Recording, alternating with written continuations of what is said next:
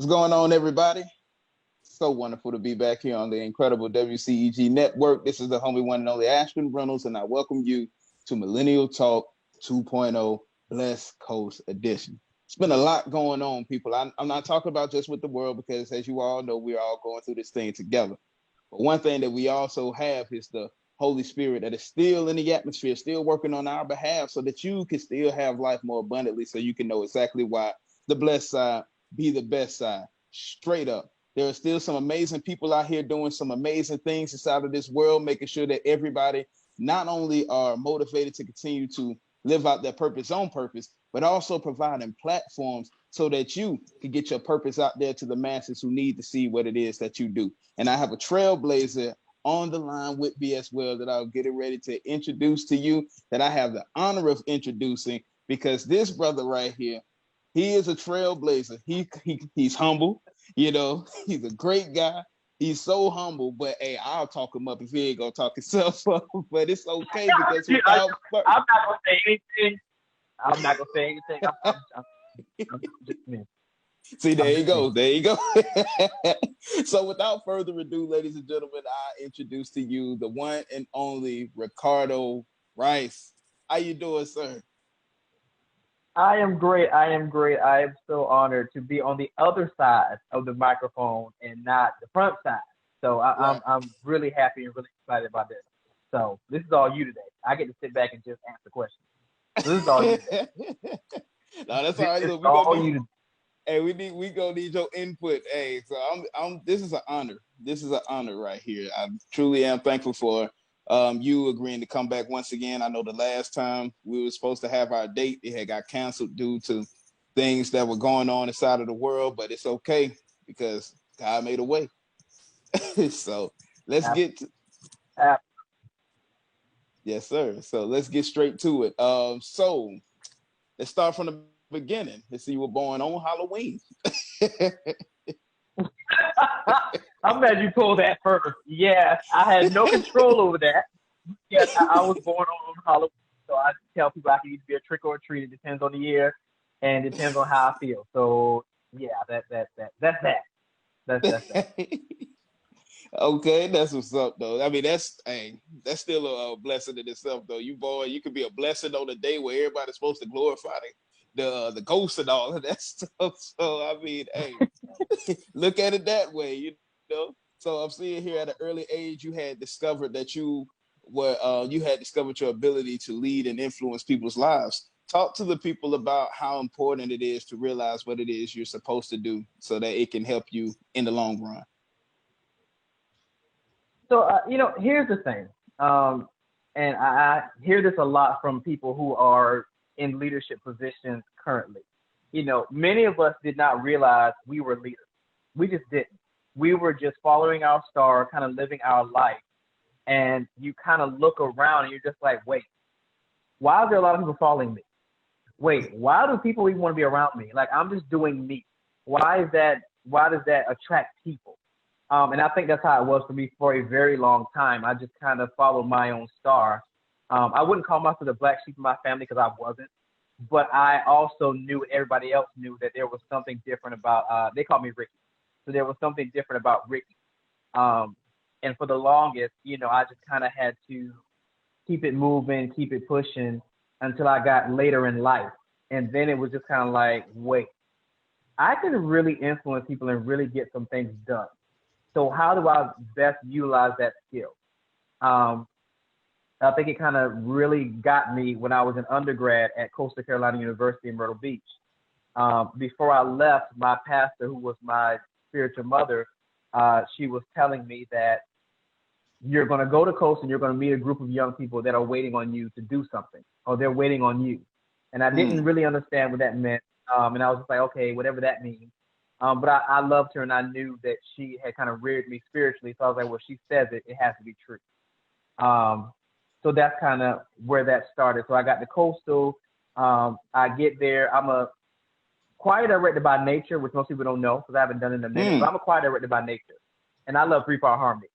So when I got there, I joined the gospel choir. Oh, I love me some, and acapella. If you can't choir direct if you can't do acapella. So, Okay. I hate it without music. I hate it without music in a heartbeat because that's a good choir director. But I get to Coastal and I join the gospel choir and it's great and everything. But I'm like, they're missing something. So ultimately, I ended up starting my own organization on campus, which is called Phase 2. And from there, I ended up with a whole other set of young people that do praise dancing, Christian rap. We had an ensemble, and I just watched how things unfolded with that. And I think that was when I really realized that I've been called to do something that involved young people and it would transform lives. Before I ended it, which went for about a good 5 years. So I started another chapter here in Atlanta when I moved here and was working on my master's. And I had them get together one year. I did a workshop between the two chapters, and there was almost 50 to 70 kids that showed up for that conference, that convention. And I'll never forget, we were practicing because we were going to do a big performance that Sunday. And we were practicing, and I remember I broke them up into groups, and the groups were singing songs, and it was something about the last group that they sang some song, and it resonated throughout the whole auditorium. And when I just saw the pictures, Facebook does memories. So one of the memories was that conference, and you just see the picture of the young people crying out to God, and they're on the floor, and they're just arms raised. And I remember that moment going, wow, there's something to what I'm called to do.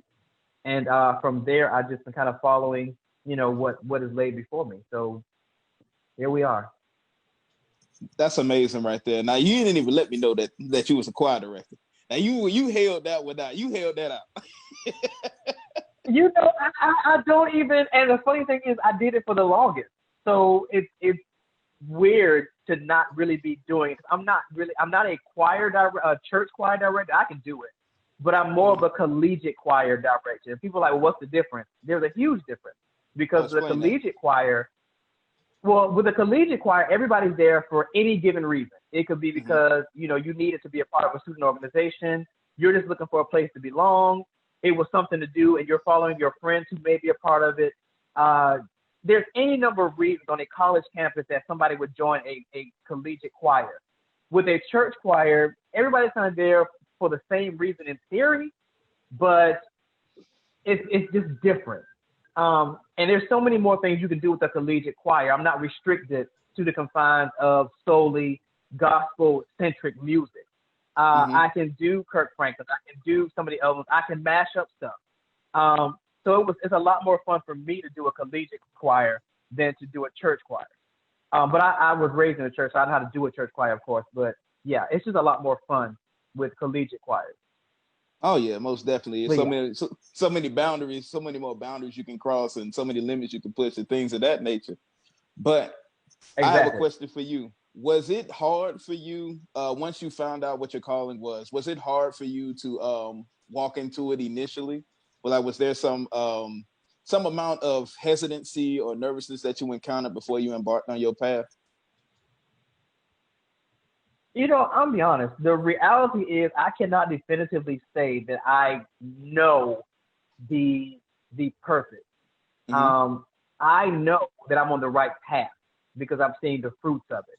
But I will not definitively say that I know what, where this road is going to take me. Now, I know there will be spoils, and I do know I'm going to be wealthy at some point and be able to distribute, money to places that it'll need to be. But I can't say that. But I will say that for the longest, it was a struggle for me because I was raised Baptist. I switched over to Apostolic. I've been apostolic for about 15 years now, but when I was in my birthing stages, I was an armor bearer for a very powerful woman of God, and everybody around her were all preachers and ministers. Well, that never fit me, so I'm just okay, God, I'm confused. You have me here around the fire on a day-to-day basis. She was preaching 5 days a week for about a good 5 years straight, so we were always in church. And I'm like, I'm doing this, but I don't feel a call to preach. I don't feel that call. And I mean, everybody around me is doing it, but I don't feel the call to do it. Is there something wrong with me? Because if, you could have left me in Baptist and I probably would have figured some things out, but for you to move me to here and I don't feel a call to preach or prophesy because, you know, they were operating a fivefold ministry. I didn't really get it. And it really took a long time. And I think I'm just now getting to a place where I'm comfortable enough to say that even though I follow my own star, this is what was written for my life. And that may not necessarily interpret into a pulpit. It may not necessarily interpret into me having a church. But I know that what I do is a lot bigger because, you know, having a radio show, having a TV show, having a magazine, and being able to utilize the internet to this capacity, you know, I have the ability to touch so many people that I may never see. So now I realize, you know, that what I've been called to do is so much bigger, and too much is given required.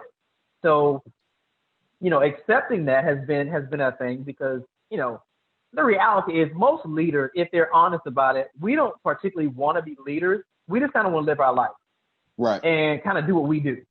But too much is given, much is required. So I think that was a lesson that I took from switching over to apostolic is, you know, once you realize what it is, that's what you do.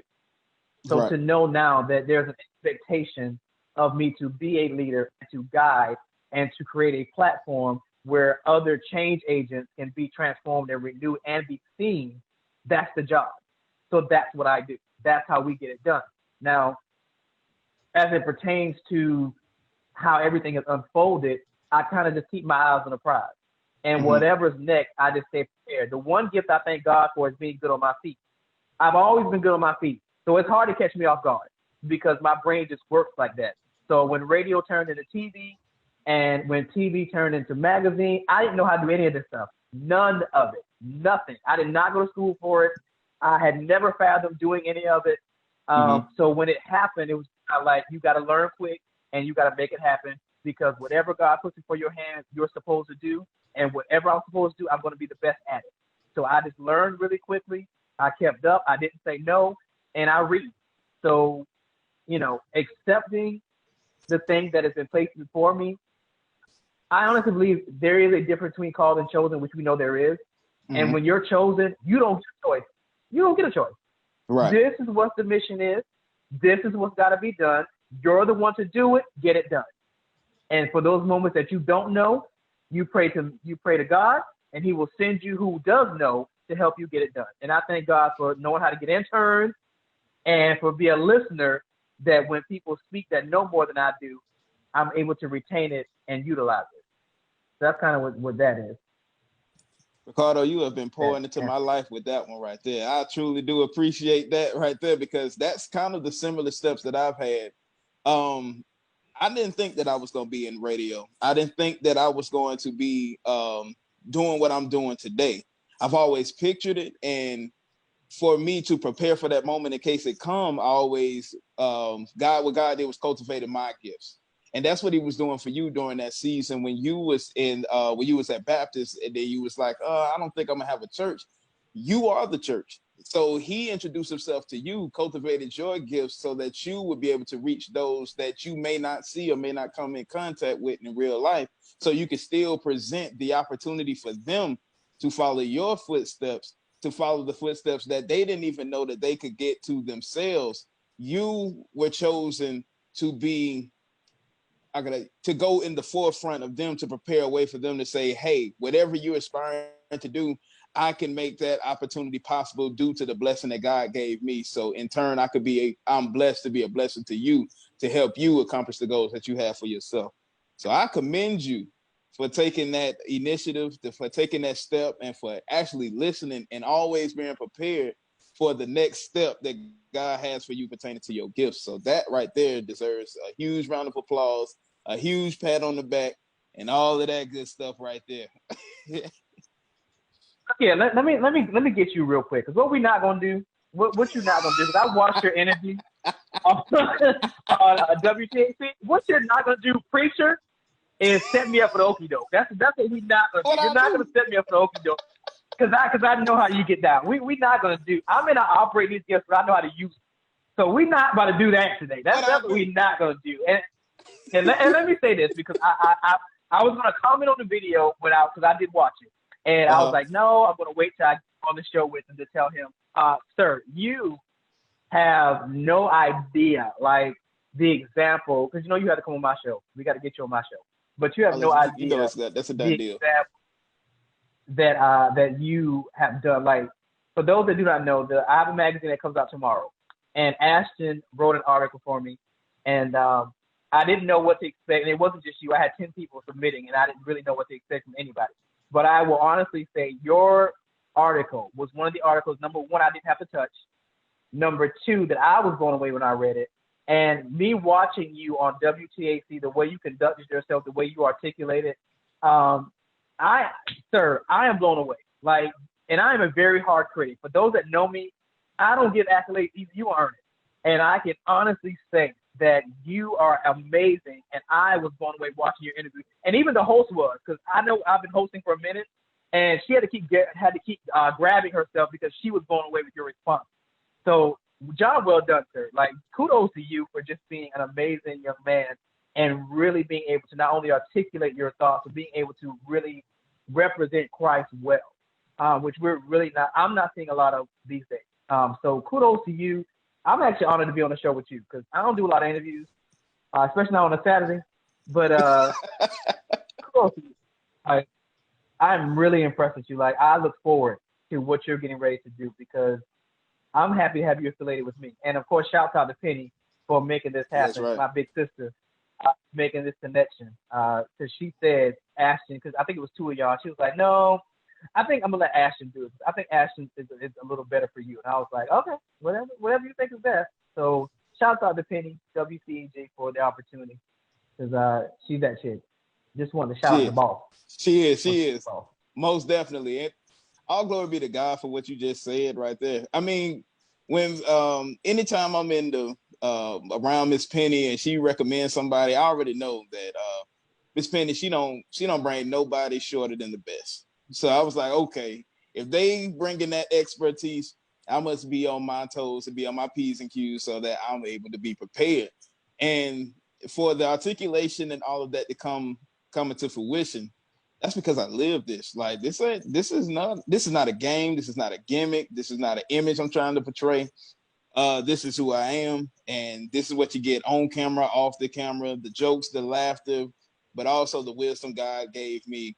And it's funny how you said that you're not seeing that true leadership under God these days right there, because that's something that me and my brother his name is William Lowe, that we've been speaking on, how the reverence of God is definitely important in these days, because we feel that as these pastors, every Sunday, the congregation comes into your church, and what you're preaching is supposed to be preparing the congregation for these times, because the freedom in Christ Jesus should not be limited to a cliche, but actually to a lifestyle once it's articulated properly by the Holy Spirit.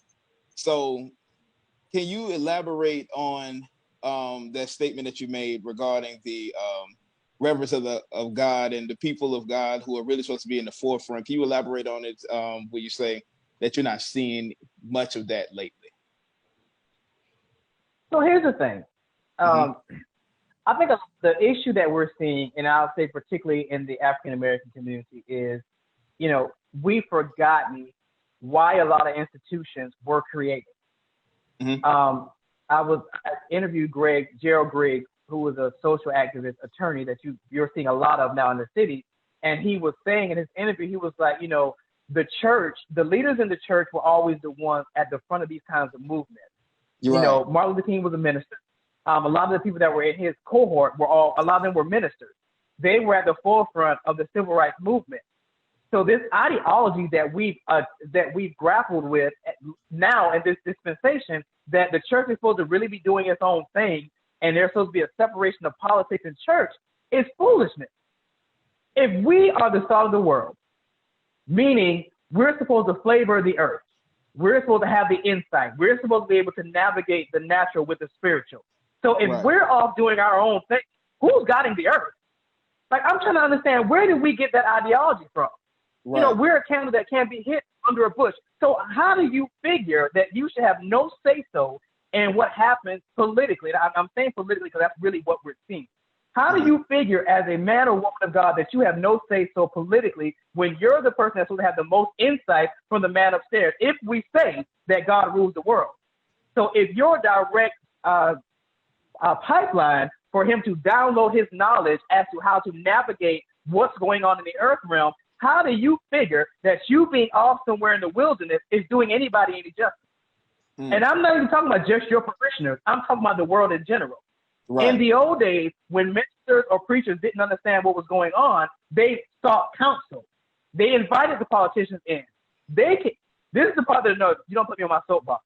This is the part that annoys me. You keep asking. You don't put me on my soapbox. I was trying not to. I was trying to keep it cute today. We keep asking politicians, what is the Black agenda? What is your Black agenda for Black people? Let me stop you there, Bucko. In the old days, the council, which consisted of civil rights leaders, community leaders, they sat down. They created the Black agenda, and then they presented it to politicians who were over their community, their representatives, and said, this is what we need as a community. Right. How are you going to get this done? Because if you're not going to get this done, we need to find somebody else to run, because this is the needs of our community. To expect people who don't look like you, sound like you, operate like you, to come up with an agenda that will appease you and meet your needs is absolutely ludicrous to me. It's absolutely ludicrous. I cringe every time people at Black folks ask that, I cringe. How are you asking them to create an agenda for your community? How is that possible?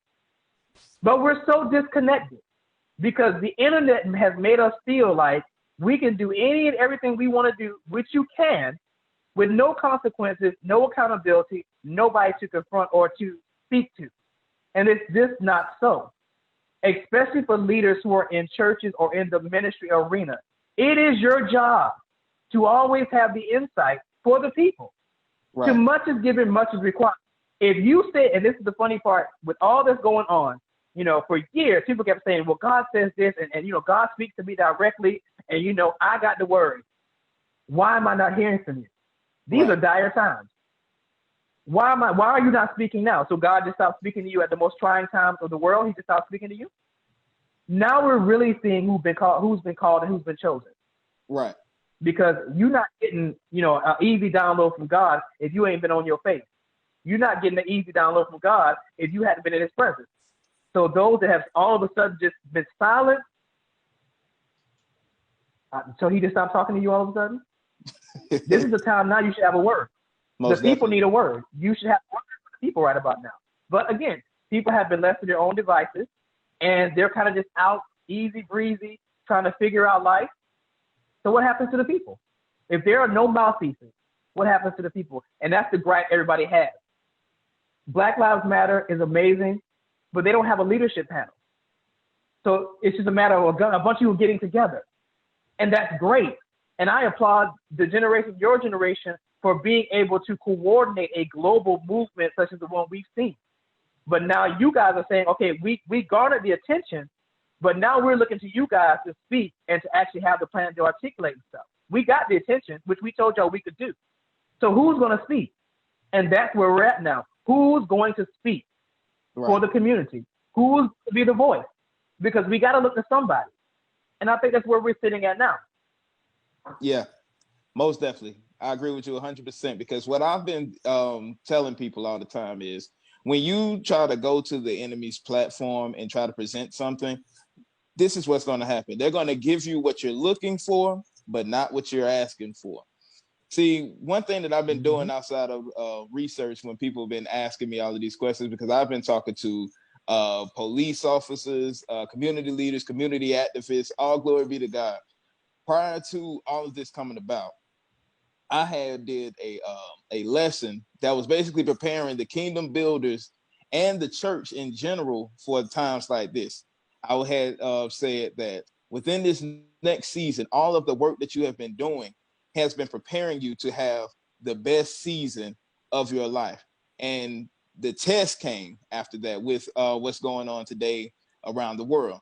But the blessing is, if you are a child of God, you are supposed to be the embodiment of hope, because due to the obedience that you have to God, you would be able to give his name reverence during the time like this. And when you give him reverence, he will draw the people to you, because during these times here, they will see that you are unfazed due to the peace that surpasses all understanding.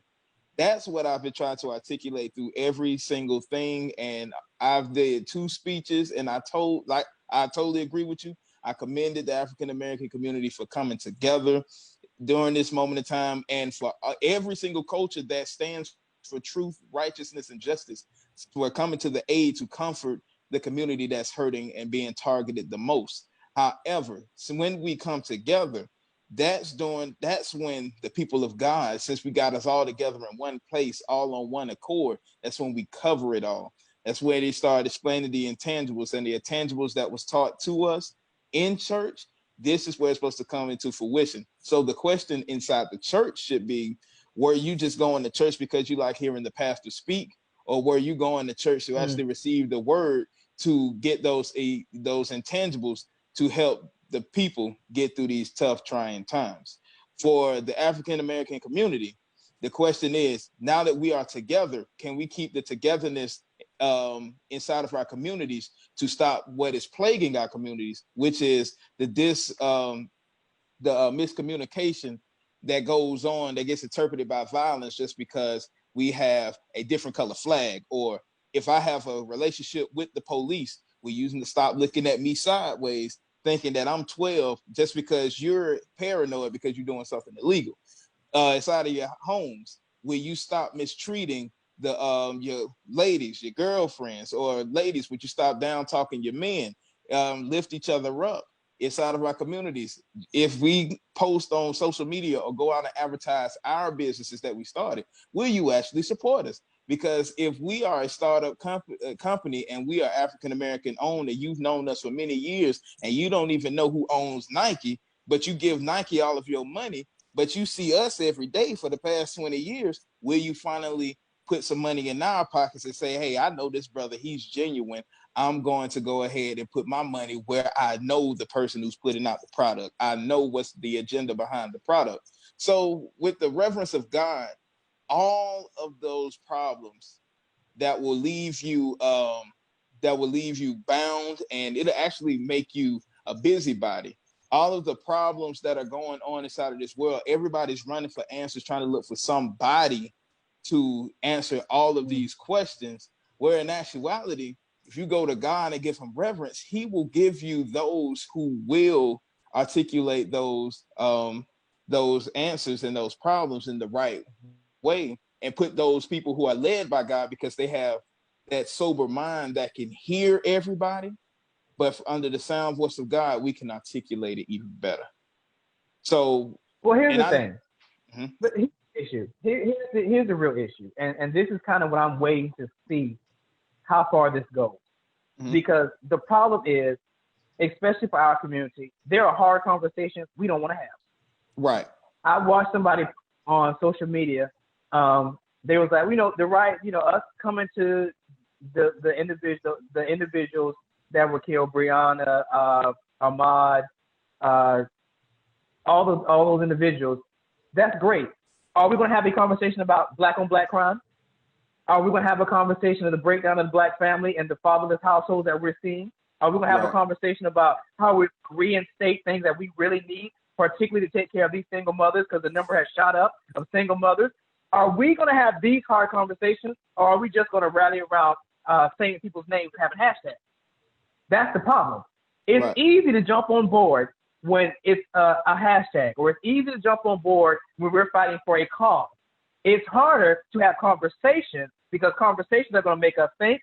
Conversations are going to make us cry. Conversations are going to make us be honest about the things that we don't want to talk about. That's the question for our community.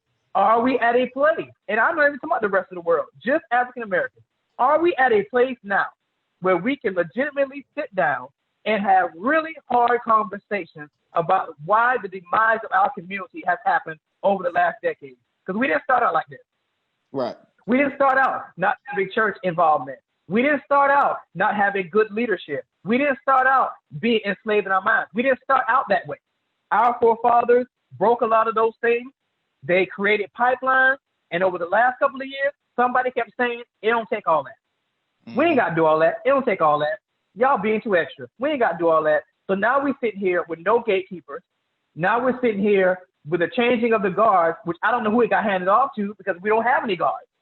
So we need to have real conversations about what's really going on and what has put us in the position that we're in, because it's a bad situation. Now, I commend us for coming together to avenge the death of these individuals who died at the hands of police brutality. But the reality is that's the least of our worries as it pertains to African-American community. There are deeper conversations we got to have in order to move on and be able to even invite anybody else to our table. We're not even in a place now where we can invite anybody else to our table. Because if you sit them down, what are you going to say? Do we really know what we need as a unit? Do we really know what we need? Because we keep saying in this, in that, in this. That's great. But you do realize that the stuff that you guys are asking for as it pertains to police brutality really becomes reflective in legislation.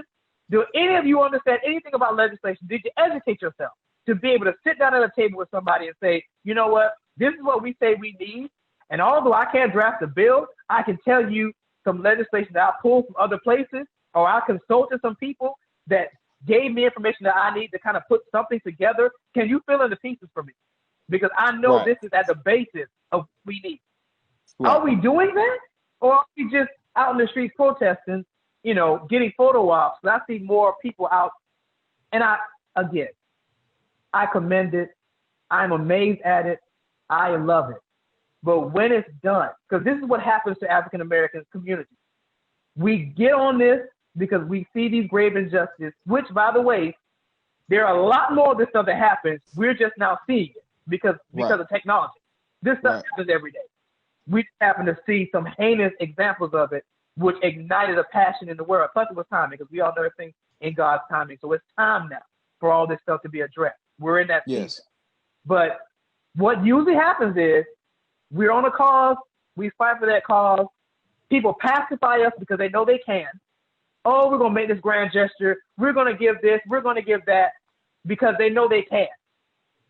Once it's all said and done, everybody goes back to their life. There's been no significant real change. Now, I will say, with this dispensation, with this movement, I am seeing legislation being passed.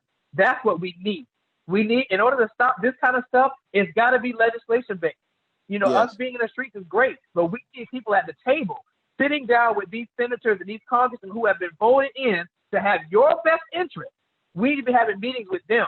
The people who understand that language need to be sitting down with them with a briefcase full of community demands, saying, you've been sitting in this office, especially these incumbents. You've been sitting in this office for 20 years. You have done little to nothing. And then they go, well, how do you know that? Because we have looked down your voting record. All these bills that were on the table, you voted no on. Why did you vote no on these bills, knowing these bills that would directly impact the community you've been voted on to serve? That's what we need to start doing. You want to sit somewhere? Go sit in your senator's office and demand change.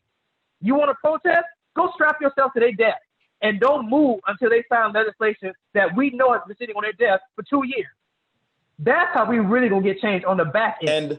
And that's what we. And not to cut you off, but to piggyback off of what you just said right there, that's exactly right. And also, once it's passed, have that relationship developed to where you will go to these county council meetings or meetings that they hold weekly, monthly. Go there to make sure that they're still being enacted properly and that there are no type of loopholes that they're trying to that they can navigate through to take away what it is that you had asked for. See, that's where it is. Consistency, communication, and representation. That's the answer. You said something like you need to rep for public. Look, we're not. This is the fourth time this has come up, and I'm gonna be honest. I've been getting it too. My undergrad is politics, so I have a pre-law undergrad degree. I was gonna go to law school. I know all this stuff. I love it. And I did have a plan to run for public office. I'm not gonna lie. At some point, once I was done doing what I was doing, that was the plan. Has my timetable moved up? Possibly. I'm thinking about it, but I just get it. And you know, again, all this is great, but it's about what happens when people are no longer protesting in the streets. What happens when all this dissipates? Because at some point it's going to. You're not going to protest forever. What happens when all this is done? Will it be for naught? Did we really make change? The thing I've always respected about the civil rights movement, people look at the surface stuff. I get really into stuff. It was a two-part fight. There were troops on the ground doing the protesting in the community. But on the back end, the people who understood the higher aspects of it, the politics, who they needed to talk to, they were doing, the people on the ground made the noise to get people's attention. Mm-hmm. Once they got their attention, the individuals that understood the stuff that needed to be changed, they started going to offices. So it was a two-part fight. It wasn't a one-part fight. It was a two-part fight. Those individuals that knew how, they were going to those offices. They were sitting down with senators. They were sitting down with congressmen. They were sitting down with decision makers saying, okay, you see all these people in the street? This is what they want. This is why they're rising. This is what it is. I feel like we're not doing that. Everybody's on the ground, but who's in the offices? Right. Who's in, and I mean, I'm not saying that nobody's doing it, but are enough people doing it? You know, it can't be, just looking at Atlanta, how many counties are in Atlanta? How many cities are in Atlanta? If we did this consistently, if we had a group in every city that went down, especially while all this is going on and people are receptive to listening to the gripes of a community, how many people, if we had subsets or factions that were going to each governing body in each state or each county, sitting down with the decision maker saying, you see all this in your street? This is what they want. That's right. We drafted stuff. This is what they want. This is what they need. How can we get this done collectively? How can we make this happen? Because if not, once this is over with, we're going to be in the same situation, maybe a little better, but we're going to be in the same situation again. And again, this does not negate the fact that the African-American community has 50,000 issues we need to talk about. This does not negate that. But as far as the way people treat us, now we're in a season where we can address that and get real change, because now people are receptive and now people are listening. I am, floored when I look at the people that are protesting, because it's not just us. It's not just us. Right. But again, we got to capitalize on the season. This is a season of real change. Yes, but we got to make sure we're strategic in how we usher in that change, especially since we've got the listening ear of the world, not just domestically. We have the listening ear of the world. The world is watching us, and clearly we're going to get no resolve from our president in these matters. So now is the perfect time to get it done. That's right. Are we going to do it? That's right. And people got to understand. You remember towards the end of 2019. Everybody was saying change, and it was a universal voice that was speaking change in unison. Everybody was saying 2020 is my year. 2020 is the year of change. Well, one thing people got to remember is change is uncomfortable. It is not easy. So now, literally, this pandemic had everybody sitting down, and now everybody's on the same even playing field. Because that's another thing that I was saying too. All glory be to God, because you showed it to me. I was saying this is the time, and people can go back and look at the videos that I've done, things like that. This is the time right here that you utilize transparency and honesty during the time of self-evaluation, since you are isolated from society. You can sit and look back on things. You can sit and ask yourself some tough questions, or ask the tough questions that are needed addressing at this moment right here.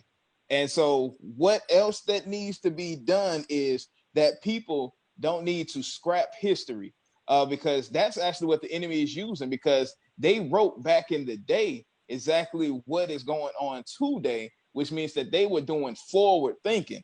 The change that we want, the answers that we want to have implemented within our society is something that is going to take time. And because it takes time, it might be something that we might not see in our lifetime, but as long as we contribute to creating a better tomorrow today, take those necessary steps, it will definitely be something that will be enacted inside of society at a point in time through consistency and preparation and proper action. But one thing that I want to do, go ahead. Wait, what you about to say? Oh, no, go ahead. It's on you. It's on you. Sure. I'm just a guest. It's your show. Now I was gonna say, that's the funny thing about 2020. Like you said, 2019, which people do it all the time. Every time a year is going out, a new one's coming in. Oh, this is gonna be my year. Blah blah blah. The funniest thing about this is we've been asking God for certain things, and although it didn't come the way we thought it was gonna come, it came. One of my biggest prayers was, Lord, I need to be able to sit down and actually go through the stuff that you've given me to execute. Now, again, I'm good on my feet, and I've been able to keep everything going between radio and TV, and I was on a schedule. But a lot of it was getting neglected, particularly the magazine, because I knew it was something I was supposed to be doing. And I was like, well, Lord, I can't not work. I can't not do the radio and TV, but there's another avenue I really need to focus on, but I can't stay home because I can't get paid being home. So I need time to be able to be home and get paid to be home. COVID comes in, everything gets shut down. The government passes the stimulus package that now you can get unemployment and you're getting almost $1,000 a week. Don't look a gift horse in the mouth. You ask God to allow you to be home, most of us, so we can get stuff done and get paid for it. He answered that. Now, COVID was a byproduct of it, but the reality was the prayer was answered. A lot of us have been able to be home, to write those books, to do those magazines, to start that podcast, and many of us have not had to worry about bills because we were fortunate enough, which most people that applied got it, we were fortunate enough to get unemployment, which is not a handout because you worked for it. We were fortunate enough to get unemployment with the stimulus combined with it. So a lot of the things we were asking for, we got. We were asking God to change the earth realm. We got protesters globally in the street. Now they're listening and they're on our side. Like right. A lot of the stuff we've been praying for years, we got. It just didn't look the way we thought it was going to be. But like you say, it's going to be uncomfortable. It's not going to come all pretty wrapped with a bow. It's going to come the manner by which God is confident enough to send it, to usher it into the earth realm for it to get done what it's supposed to get done, which is what we're seeing. Now, those of us that are in tune, we got that. Yes. Those of us who are not in tune, you see it as, oh my God, the Lord is trying to purge the earth. And this is the second. My point is that he answered our question. It just didn't look like what we thought it was going to look like. And those of us that were in tune, we got it, and we started making moves. Once I realized that this was something serious and I was going to be home, I shifted my whole mindset. Hold on, bro. You're going to be home getting paid. You need to work on the magazine. You need to make it look great. You need to decide what you're going to do for the remaining part of the year. You need to start working on that book the Lord been hounding you about for the last couple of months. You don't have any more excuses now. You got exactly what you asked for. And I would say that to everybody that's listening. If you've been praying to be home and you've been saying, God, I don't want to worry about bills. I just want to do your will. And you have done nothing in the last 2 months and you've been home, you out of tune. You need to repent because you were home for a reason. You were home to get that book done. You were home to start a ministry. You were home to start a podcast. If you didn't do any of that and you've been praying for it, you missed the mark. And I feel sorry for you. You need to repent. You missed the mark. We've been home for almost 3 months. Now, if you have kids, I get it. I understand. But there's also a thing called balance. You are blessed enough to be home to get something done that you've been saying, Lord, I need to get this done. I don't have the time or the space. He gave it to you. So if you didn't properly utilize it, shame on you. Woe will be unto you. I appreciate. We gotta stop looking at the byproduct. Don't start. We gotta stop looking at the byproduct. We gotta look at what it is and take it for what it is. Stop looking at the byproduct. COVID is a byproduct. Protests and stuff, these are all byproducts. The point was unison among the earth and getting things done that you have not been able to do because of everyday life. And I know that life didn't stop, but find your balance. I understand your kids are home. You still got to find, you found that balance when you had to go to work. So now that you're home, find that balance. There was a reason that you were put in the house to get these things done. Somebody needs what's on the inside of you. If it's a book, if God is leading you to write a book, somebody needs that book. If it's been on you to start a podcast or whatever, somebody needs that podcast. And you sitting in the house having done nothing for the last 2 months, you've done a disservice. And this is where we get into when it's about blood on the hands in certain parts of the Bible. This is it's not literal. These are the kind of things they're talking about. Things that you were supposed to do because it's a nation following you that you have not done. That's the kind of stuff when it's about blood on your hands. It's stuff like that. People need what you have. You were given gifts and talents for a reason. And now that you're in a season to properly use them, you're not. As I stated in the article, your birth date is the answer to a societal problem within this world today. People, this is WCEG, the Worldwide Community Empowerment Group. I am here, in case you're just tuning in, with the incredible Ricardo Wrice, and he has been dropping gems left and right. So we've talked about the beginning, where he came from. We've talked about the stance that needs to be taken within these times. So since we have like 15 to 20 minutes left, now let's get it back to talking about what it is that Ricardo Wrice has created to allow him to be a voice, not just any voice, but a contributing voice to providing a platform to show the world that there are leaders that are utilizing their gifts to work in their best interest to make sure that their voices are heard, that can aid to, and as well as entertain the individuals that need that balance of both. And I see here that on March 6th, you had became a radio show host of the Leadership Blend. So let's shift to that right there, where it's back on you. Tell us more about the Leadership Blend. Because you're incredible, sir. You're incredible. Let them know about you. That was a good shift. Okay, so you got me good on that one. Shouts out for research. Ashton. Shouts out. Okay, gotta be prepared. On facts. So here's the thing. So in March of 2017, I was at my job. At that time, I was a event supervisor for Andretti's in Marietta. And one of my coworkers had a show on, I forgot, they changed the name. It's The Real 1100 now. I don't know what it was then. And she was like, well, hey, you should come listen to my show. Shouts out to Erica Kane. You should come listen to my show. Check it out, blah, blah, blah. So I was like, okay, you know what? We cool. So I'm going to go try to look for your show. So I went on the website, which took me to Love 860 AM. And when I was trying to find her show, I saw an ad that said, have you ever thought about hosting your own show, your own radio show? And I was like, yeah, I'll get some information. It's all good. I'll get some information. So I send my information inquiry to the email that's on the flyer, and I get an email back, and they're like, hey, tell us what you're thinking. What kind of show would you like? Blah, blah, blah. And I'm like, I really just want information about it. Hadn't really thought about it. So I sent that back. The general manager calls, which at that time was Greg. Greg calls me. He's like, well, hey, let's have a little conversation about it. So we're talking. And in my head, I'm still like, I don't know anything about radio, so why are we really talking about it? And somehow he got me to come down to the station. He was like, well, why don't you come down to the station and look around? I'm like, okay, I'm a sucker like that. So I'm like, okay, fine. I don't know where I'm going, but fine, whatever, I'll go. So I go down to the station, and I don't like to be caught off guard. So at this time, I've thought about, maybe having a radio show just to be prepared, just in case or whatever. So he shows me around the studio.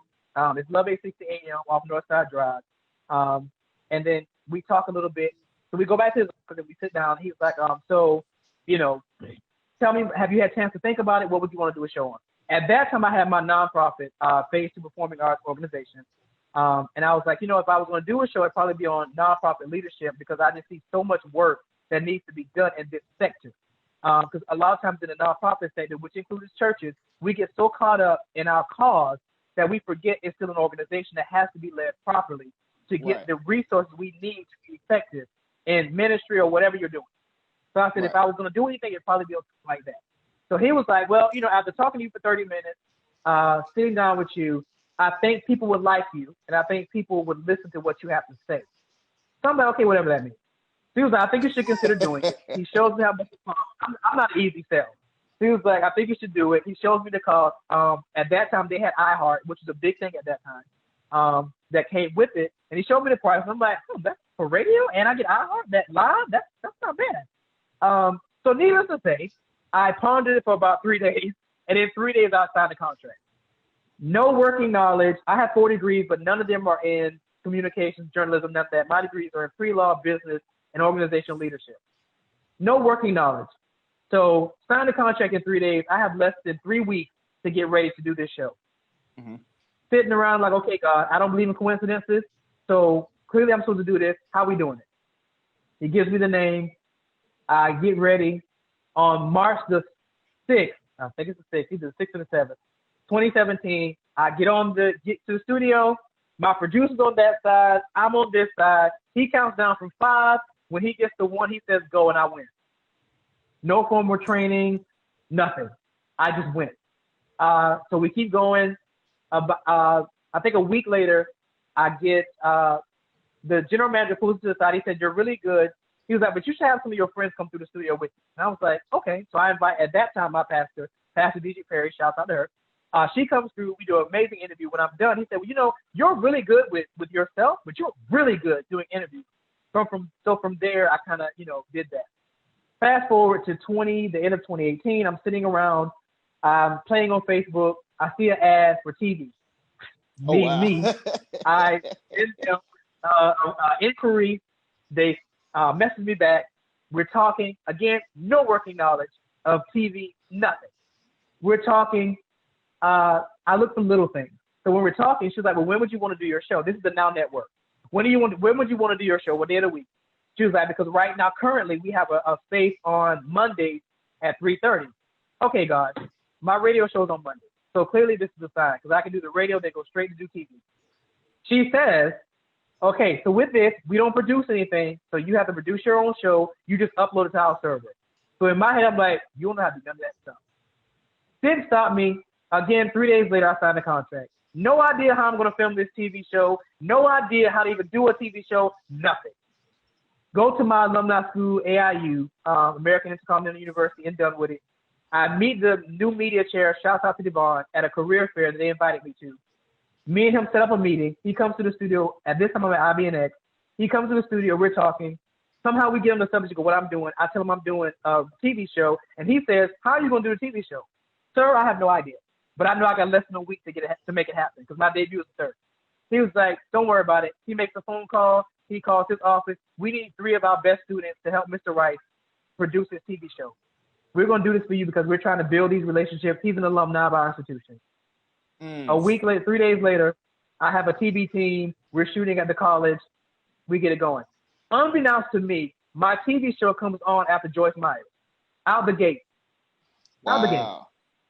They need to tell me that. I'm watching my TV show, or I'm watching the channel getting ready for my show to come on.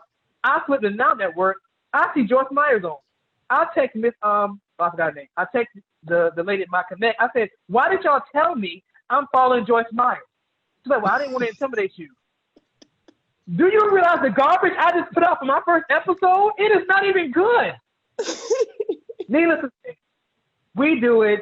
It's an amazing experience. So fast forward to October of last year, or I'll say August. You know, I'm sitting around the studio. At this point, the show is doing great. The TV show is doing great. I can definitively say what each one does, which is the goal for any brand. You have to be able to make the distinction, especially if you have different facets of it. What does each thing do? So now I'm at a place where I can say TV does this, radio is designed to do this, and these are the demographics. So I'm sitting down. I'm like, you know, I have these amazing guests, but I only have them for an hour for radio and 30 minutes for TV. But they have stories that people should be reading, something that's immortalized. So I'm like, you know what? If I say I'm the male Oprah, which I have coined that phrase, I'm the male Oprah, then Oprah has a magazine. So you need to have a magazine, and you need to have a magazine to embody all these great stories that you're hearing on radio and TV. Again, no working knowledge of how to do a magazine. I can write, but no working knowledge of how to do a magazine. So my thing is, what I don't know, I get people that do know. So I do have an intern program, a media internship program that I bring in people for TV, radio, magazine, and you do the work. So that's just a byproduct. That's just me throwing out there for those that are in media. You're going to college for it. You're majoring in journalism, communications, all that good stuff. But you need real working experience. Consider my internship, because my interns are not spinning chairs. When I brought in a magazine team, they literally did the magazine. I just told them the vision, they executed. Same thing with radio and TV. So here we are. Fast forward, and I'm working on the 2nd edition of the magazine now. It's going to be amazing. Ashton's in it. He wrote an amazing article that you're going to want to read. 10 contributing writers, 7 features, 10 blend blazers, which are up and coming individuals you want to keep your eyes on. And an internship program. And all this is based off leadership. My objective is, when I say the male Oprah, I don't mean it for the obvious reason. It has nothing to do with her money. It has nothing to do with her.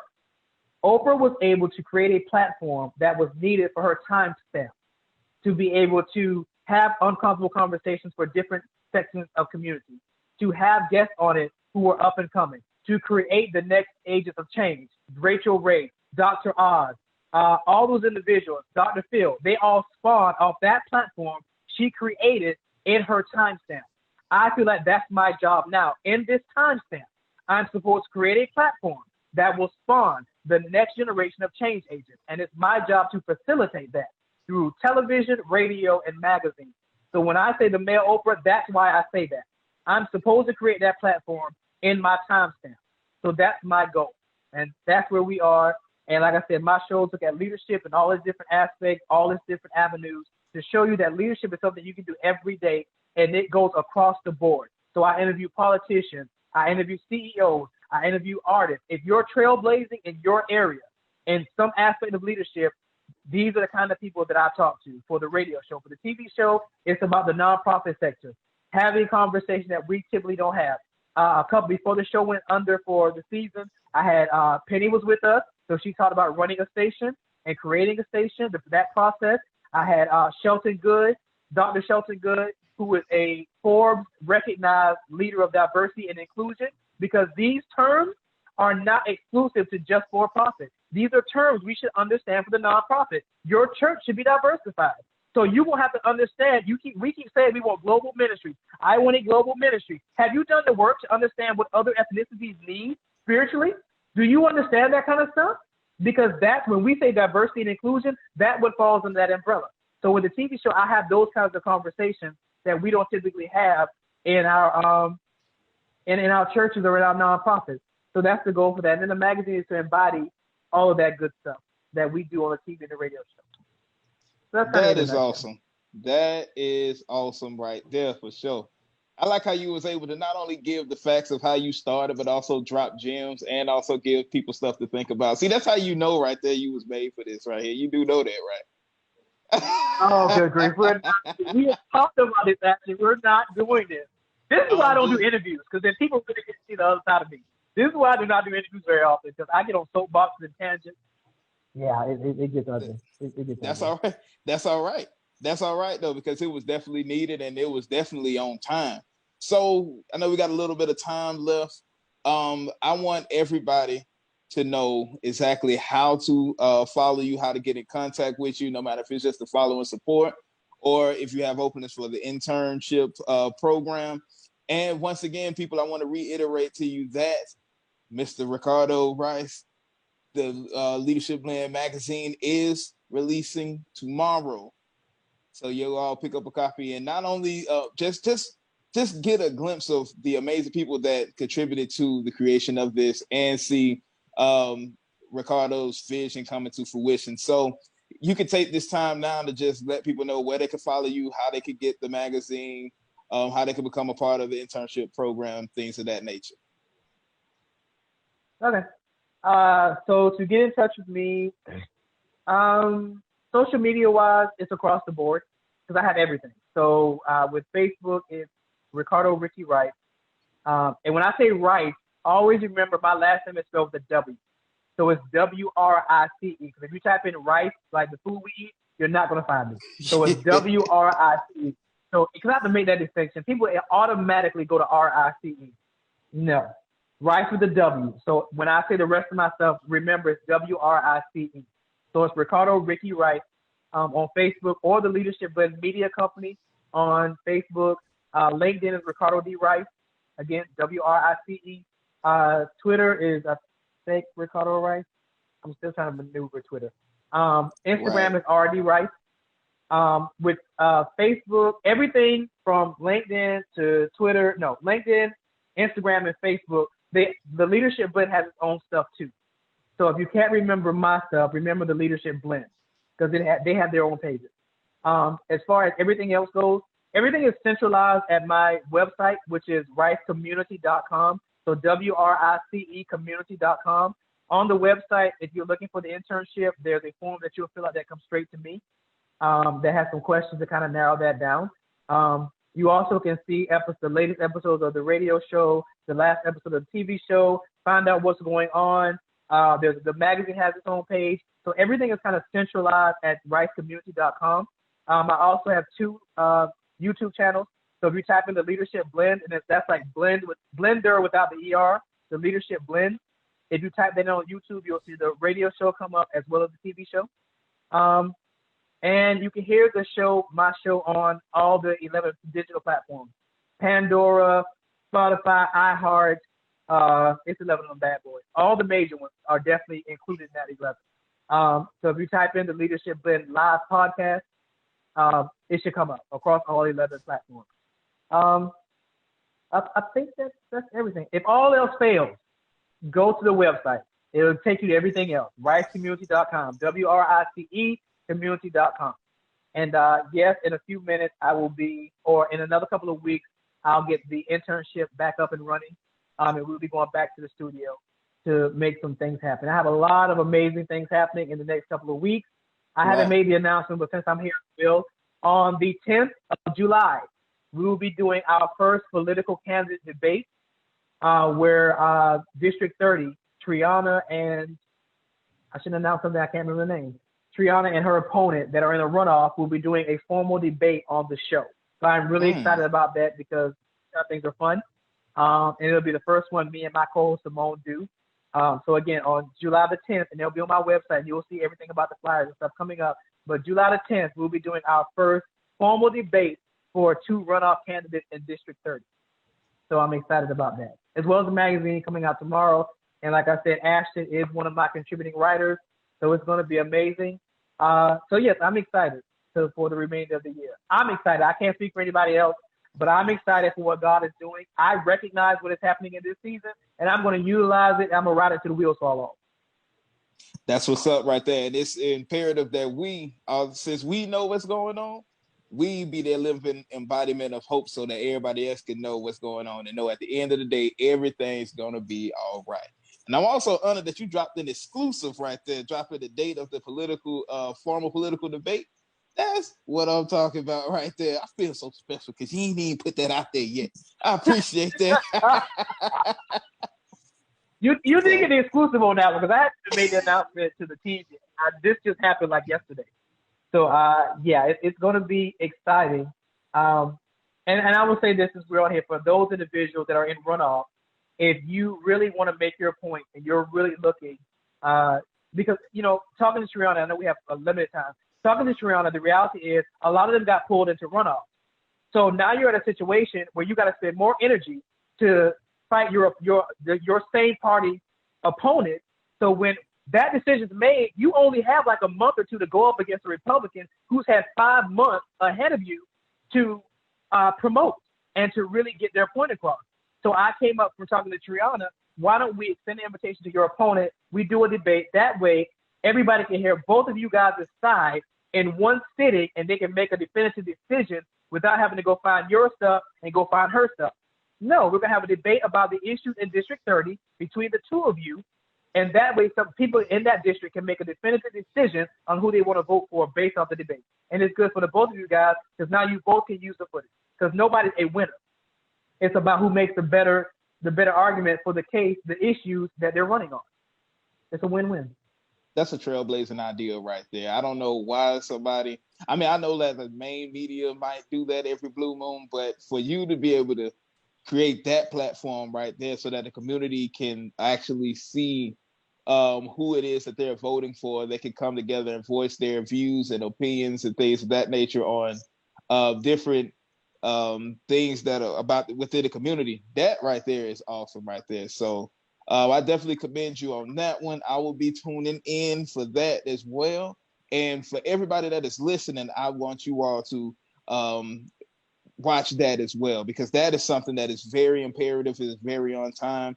And so that you can see who it is that you're voting for. It's imperative that that's one of the things too that's needed. You need to know who you're voting for. You need to know what they stand for. So now you have a platform to see it if you are in that area. So that way you know who you're voting for, what you're voting for, why you're voting for it. Boom, you see them right there on television.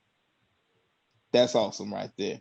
There any more jewels that you have to drop for the people that are watching? Because, the show is about to wrap up, but you just been so on fire today. Anything else you got? You keep trying to set me up, and it's cool. I like you. I'm gonna let you I'm gonna let you bait me because I like you, and we cool like that. I just want to say in the last couple of minutes that I have a theory, and this has kind of been a theory that I use when I create stuff, that our community is over entertained and undereducated. That's the ideology I go into with every project that I do. How can we make things, and we shouldn't have to think like this, but in essence we do. How can we make information that is needed, not necessarily entertaining, but digestible? Meaning, a lot of people are not going to sit through a 3-hour debate between 60 presidential candidates, but they'll sit through a 30-minute debate between local leaders that are vying for their vote. Those of us that are in media, we have an obligation, especially at this time, that if we have working knowledge as to how to make our communities better, and we've created a platform, it is our duty to make sure that we make the information that is needed for the average Joe, which any of us, digestible. Find a way. And that way does not always revolve around us entertaining people. Now, if you can do that, great. But it does not only have to be through entertainment. You can find ways to make information digestible that people actually enjoy and want to tune into. Honestly, that was one of my fears when I did the leadership. But I was like, I don't know if people don't like the stuff I have to do, but I know what I do. And, I'm a fun person, despite what it seems like. I'm a fun person, and I like to have fun people around me. So when we do the show, we get in debates and we have conversations, but we do have fun with it because I know I don't want to sit through a boring 30-minute show about politics. So, those of us that are in media, we've got to find a way to make this information that is needed digestible, and we got to do it now. Everybody can't be in entertainment. Everybody's not supposed to be in entertainment. Some of us really have a real voice that we should be using to do what we do. Not knocking entertainment because I can build out a couple of tunes if I need to. No, I'm not doing it right now. But if I need to, I can battle out a couple of tunes, and I love some good music, and I love to have a good time. But there's a time and a place. And right now, where we're at, that's not the place. We got to make it happen. We got to make sure our communities are involved because it starts with us. We're asking the world to step in on our behalf. We have to be found to make sure we know what we need when it's asked upon us. What do you want? What do you need? And it can't be a bunch of cliches. We got to have definitive answers. And anything that any of us can do that have platforms, we need to be doing it now. Even if it's just facilitating, we need to be doing it. Man, you said a mouthful right there. But just to reiterate off of what you just said, be definitive in the answers, be definitive in the strategy, so that way they can work as a cohesive unit to make a better tomorrow start today. Hey, I'm... you say that way better than I did. This is why this young man is going places. I keep our eyes on Ashton. He's going places. Hey, Penny, I'm not going to jack Ashton. I'm not going to jack Ashton. Like I did with Kyle, I had no working knowledge of that. Shouts out to Kyle. I had no working knowledge of that. I'm not going to jack Ashton. We're a team. Look, we all fighting for the same thing, and that's what we do here. Both, that's what you stand for, the leadership blend. That's what we're here for, the Worldwide Community Empowerment Group. Keywords, community and empowerment and group. Well, they all key because it's worldwide. And just utilizing our platforms to not only provide that entertainment, but that education. That is just what we need. The education so that we're knowledgeable, the entertainment so they can understand, hey, you can still make memories while making progress. Yo, this has been an incredible show. I am honored to have been able to host this show here with such an incredible person that's doing some mighty, mighty things. So you all, please, please, please support my brother, support the platforms. He's actually providing a necessity for the society. Reason why is because despite entertainment, he's still addressing what needs to be addressed and keeping it coming consistently. As you can see, he's been doing it for quite a long time, and he know what he talk about because he got the degrees to back it up. So, that's real good on paper. Real good on paper. That's right. So he is solidified. He's validated straight up. But y'all, this has been incredible. This is the homie one and only Ashton Reynolds. This has been the Millennial Talk 2.0 radio show, Blessed Coast edition. If you want to follow me, well, just like Ricardo, I got that website as well because, my Instagram is at Blessed Coast, Facebook, my name, Ashton Reynolds. But if you want to find all of that, just go to www.blessedcoast.com. And you spell that BLESSEDKOAST. And, we have some people, they don't read. That's all right. I got a tutorial. I got a tutorial video just for you, so you can show how to navigate this the website. I got it for you. Innovation. Innovation. It's time. Innovation. Oh yeah. So we're definitely about to do that. And since you had gave an exclusive, I guess I'll do that as well. On July 1st, I was going to announce the date, the official date of the concert that I will be throwing at the Clayton County Performing Arts Center. July 1st, that was the day I was going to release the ticket sales. But the date of it will be October 3rd. That is the first Saturday of October. And it will be starting at 8. The doors are open at 7. The show will start at 8. And it's going to be wonderful. It's an 1,800 seat auditorium. And I want every seat filled with everybody from law enforcement to students to media teams to Ricardo Wrice. I need to see everybody. I'm there. I need to see everybody there because we want to embody that change. We're going to make sure that that's in the forefront and at the same time have a good time unifying with each other. Law-abiding citizen with law enforcement. You get to meet community leaders. And also what I'm doing is with the ticket sales and things like that, I'm taking everything that I do. I'm taking half of that and I'm sewing into the individuals that are there. I'm going to sow it to some businesses. If kids are going to college, I'm sewing into them. If you got a build that you own, I'm sewing it to some people. We're going to have an altar call so that way you can all reverence in the presence of God to let them know that, hey, when you apply God to every aspect of your life and understand that you can't limit him into a box because if he created this world, that means he's limitless.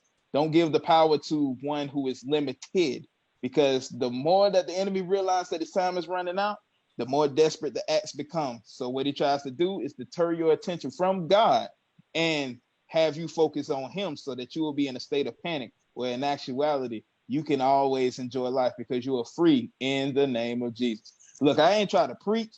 You set me up, Ricardo. I feel like I should take an offering. Like, I think I should take an offering. Like, what is happening? Penny. I'm not interviewing with Ashton again. This is the okie doke. You knew it, and me and you have to have a conversation about the okie doke. You knew this was gonna happen, and yeah, I'm done with it. I'm done. I don't want to talk anymore. I'm done. Hey, we're done. We're done, y'all. We thank you all for tuning in. This is the homie one and only Ashton Reynolds, and I'm signing off. You all be blessed. Continue to have a blessed rest of your day and all the weeks to come. Every day is opportunity, so take the opportunity to be great. Love y'all. Thank you, too, for everything. And if you all would give me about 2 minutes after we come off, I need to talk to you about something very, very, very important, okay? All right. You got a minute? Okay, great. Thanks, guys.